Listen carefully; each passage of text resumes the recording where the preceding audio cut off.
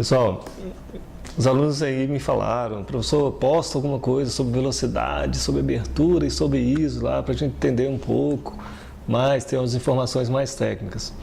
O melhor seria você ver na prática mesmo, porque na prática você vai entender. Então eu vou falar um pouquinho sobre essa parte teórica, que seria uma introdução, vou dar alguns exemplos na parte prática para vocês entenderem.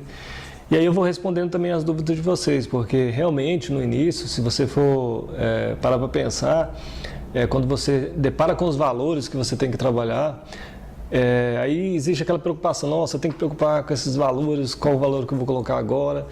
Vocês têm que entender principalmente o conceito, porque se você entender o conceito, você vai entender a utilização dos valores. Então vou explicar um pouquinho o conceito de cada um, que seria o conceito do obturador, tá? Que é responsável pela velocidade, o conceito da abertura, que a abertura vem aí do diafragma, o diafragma também que é um dispositivo que está na objetiva, e o que significa o ISO. Então vamos lá? O obturador, pessoal, é o que controla a exposição da sua fotografia. Então o que é a exposição? A exposição é o tempo que o sensor fica aberto, aí, no caso, recebendo a luminosidade do seu objeto que você está fotografando. Ele controla também esteticamente alguns fatores, no caso, o congelamento da imagem ou o fator de movimento, o fator que você vai provocar movimento da fotografia, ou aquele borrão na fotografia. E isso é o obturador, tá? Ou a velocidade. Quando eu falar velocidade, está relacionado com o obturador. O obturador fica aí no corpo da câmera, tá? Essa aqui é uma câmera analógica, tá? É uma câmera de filme, antigamente, aquelas bem antiguinhas. Ó, aqui, onde ficava o filme, tá? E isso aqui que é o obturador, ó. O obturador é essa cortina preta aqui. No caso das digitais, hoje a gente tem um obturador de duas cortinas, tá? A primeira e a segunda cortina. Depois eu vou explicar para vocês o que isso significa. Primeiro momento, ó, vou disparar em modo manual, tá? Disparei e abri, eu estou controlando através do disparador. Fechei. Eu posso abrir mais rápido, tá? Ó, bem rápido. Então essa abertura, na verdade, é o controle da exposição da sua fotografia, tá? No caso das digitais, aqui fica o sensor, tá? A gente vai falar um pouquinho sobre o sensor também. Então isso é o obturador. É um dispositivo que fica no corpo da câmera, tá? Ele protege, aí, no caso, o sensor e controla a luminosidade e a exposição da sua fotografia. Então, ele controla essa luminosidade física que você vê na hora que você vai fotografar o seu objeto, ok? Agora vamos falar sobre a abertura. A abertura está relacionada com o diafragma. O que é o diafragma? O diafragma é um conjunto de lâminas, tá? É um conjunto de lâminas que fica aí na objetiva. Essa aqui é uma objetiva também dessa mesma câmera, objetiva analógica, tá? E eu vou abrir aqui para vocês terem uma ideia o diafragma. Então o diafragma é essas lâminas aqui que abrem e fecham, tá?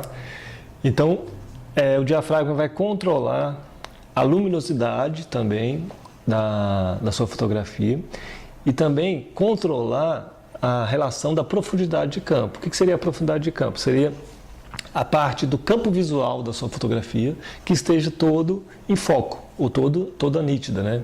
Então, quando você tem aí uma maior profundidade de campo, você tem uma maior região, uma maior área focada, uma maior área de nitidez na sua fotografia. Quando você tem menor profundidade de campo, você tem áreas que você pode ter maior desfoque. Então, você pode provocar o desfoque na fotografia, tá?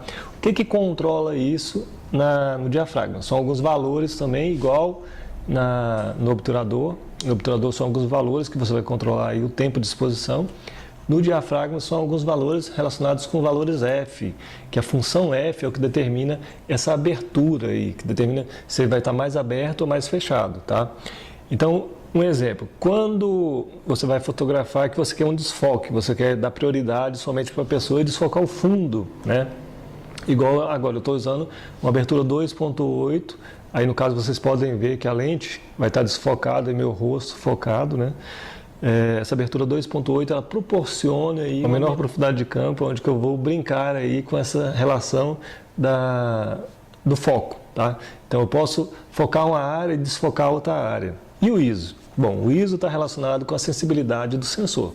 Cada sensor vem com a determinação, com a especificação lá, na verdade, da sua capacidade de maior quantidade de ISO e menor quantidade de ISO. Então, o ISO básico seria o ISO 100, que começa praticamente todas as câmeras. Algumas câmeras têm até ISO 50, 25, né? E o limite do ISO máximo depende do tipo da sua câmera. Por exemplo, a câmera que eu estou utilizando ela vai ter 12.800, então é o ISO máximo dela. Porém, tem câmeras que têm ISOs maiores. Quanto maior essa quantidade de ISO, mais luminância eu posso provocar na minha fotografia. Porém, essa maior luminância ela pode causar aí algum certo tipo de ruído na fotografia. O que seria esse ruído? Seria, principalmente à noite ou nas áreas escuras, você vai ver áreas de muita granulação, tá? E alguns pontos de cores, amarelos, azul, verde. Então, esses pontos de cores indesejáveis. Então, você perde muita qualidade quando você está trabalhando com ISO muito alto, tá? Então, o ISO ele é um recurso que você tem na câmera para que, se você não consiga uma maior iluminação com a velocidade e com a abertura, você tem a possibilidade de usar o ISO para ir dar um ganho na luz, ou aumentar um pouquinho a luz, ou dar maior sensibilidade ao sensor aí, relacionado com a luminância, tá? Porém, tem que ser utilizado com muita cautela. Então, por isso que tem que haver um certo equilíbrio aí no uso desses três elementos na sua câmera, tá? Você tem que saber equilibrar tanto a velocidade, tanto a abertura, como o ISO.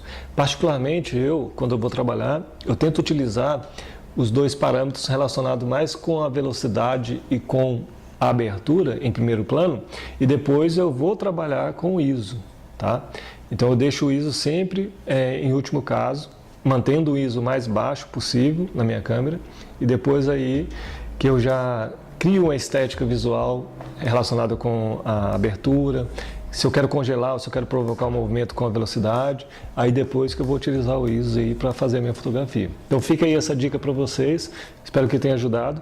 Eu vou tá postando aí alguns exemplos para vocês também. Vamos ver isso aí na prática, tá, gente? Porque na prática vocês vão tirar todas as dúvidas de vocês. Não se preocupem, porque no início mesmo é um pouco confuso você entender os valores, a utilização dos valores, mas a gente vai tentar aí ajudar vocês. Espero ter esclarecido algumas dúvidas aí de alguns alunos meus. Deixe aí seus comentários sobre as dúvidas que vocês têm na utilização do equipamento de vocês, que eu vou tentar ajudar. Até mais, até o próximo vídeo.